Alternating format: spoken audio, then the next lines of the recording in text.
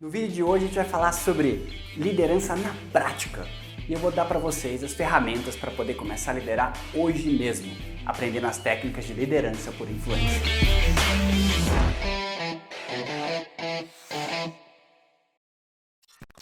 Todas as pessoas em uma organização podem e devem ajudar a liderar essa empresa na direção correta, independente do cargo que elas ocupem. E existem diferentes técnicas para isso. Isso pode ser, inclusive, muito mais simples do que te disseram. E hoje a gente vai falar sobre a mais simples de todas, o método que vai te ajudar, independente de onde você está na sua carreira.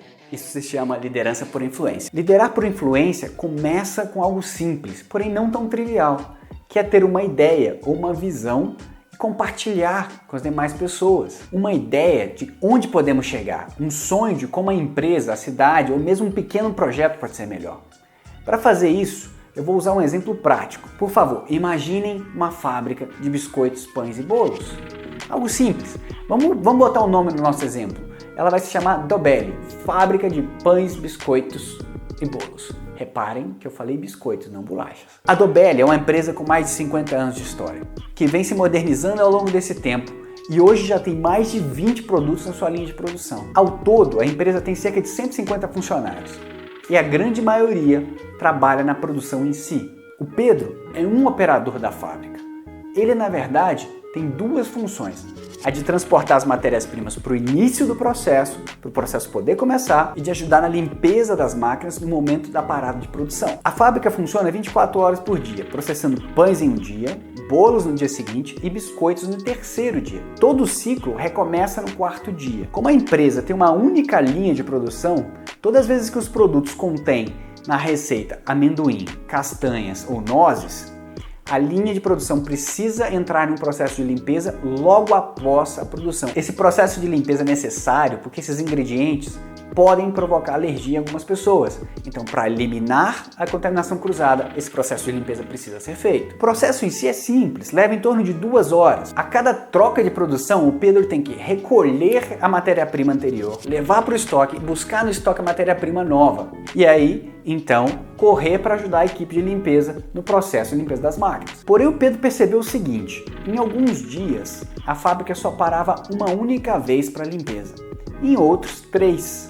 Nos dias que a fábrica parava 3, o processo ficava tumultuado, ele ficava exausto, quase não tinha tempo para ajudar as pessoas na área de limpeza, porque ele tinha que ficar transportando as matérias-primas. O Pedro começou a conversar com alguns outros operadores que, assim como ele, estavam insatisfeitos com esse processo. E é aqui que a insatisfação pode ser algo positivo, porque o Pedro percebeu que o problema principal era um amendoim presente nos bolos e biscoitos, mas não havia esses ingredientes nos pães. Aí ele pensou, será que seria possível separar ou agrupar essa produção que tem amendoim? Pedro então começou a comentar o que ele tinha percebido com as demais pessoas do turno que ele trabalhava. E a maioria das pessoas já estavam acostumadas com a situação e já não percebiam o problema.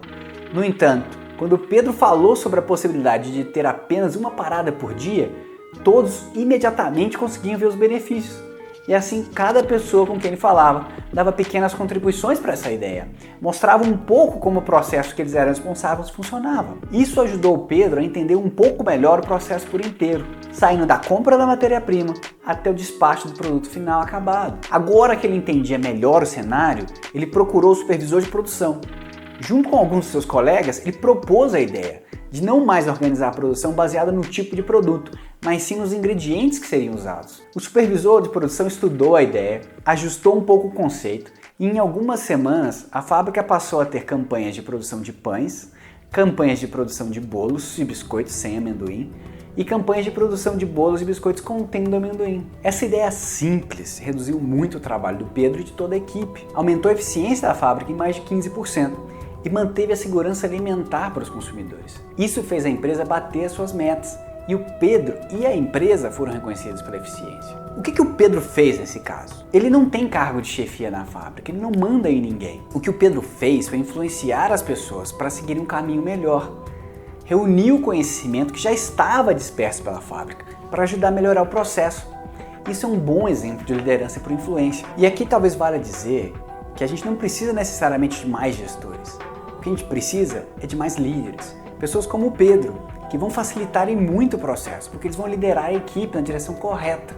Isso ajuda muito ao gestor do Pedro, Porque agora ele tem um líder local, alguém que vai implementar as ideias. Talvez o Pedro faça isso apenas algumas vezes na sua carreira, mas a Bia, que trabalha com ele, vai fazer algo similar em outros momentos. O Marcos e as demais pessoas do processo também vão fazer isso. E aqui a gente entende que a liderança por influência não é fixa. No meu caso, eu aprendi e vivenciei isso com mais intensidade na época que eu era representante estudantil, que eu participei do centro acadêmico e do diretório acadêmico da universidade. Porque todos os alunos que trabalham na representação estudantil são voluntários. Eles não ganham nada para estar ali. E muitas vezes eles acabam abrindo mão de fazer outras atividades para poder se dedicar. E por que eles fazem isso? Porque eles acreditam que podem contribuir de alguma forma para melhorar a vida acadêmica. Na representação estudantil, eu tive que aprender a compartilhar a minha visão. Primeiro com um grupo, depois com os demais estudantes, e depois com a coordenação do curso, com os setores administrativos da faculdade, até chegar na reitoria. Mas quando chegava lá, eu já tinha um projeto respaldado pela comunidade acadêmica e já muito melhor. Seguindo esse caminho, conseguimos resultados fantásticos, que eram impossíveis de serem atingidos se não houvesse a liderança por influência. Essa experiência foi muito boa para mim e me permitiu desenvolver habilidades que são úteis até hoje. Com certeza existem várias formas de liderar, várias técnicas para isso. Mas se você conseguir dominar a liderança por influência, você já vai estar muito bem equipado. Vocês já devem ter notado que, para mim, liderança está associada à inovação, a desafiar o estado atual, a entender como fazer o mundo melhor, com uma ideia de cada vez. E se você quer aprender mais sobre isso, não se esqueça de se inscrever no canal e ativar as notificações, porque outros vídeos virão sobre o mesmo tema. Carreira e Negócios, por Paulo Martins. Um abraço e até o próximo vídeo.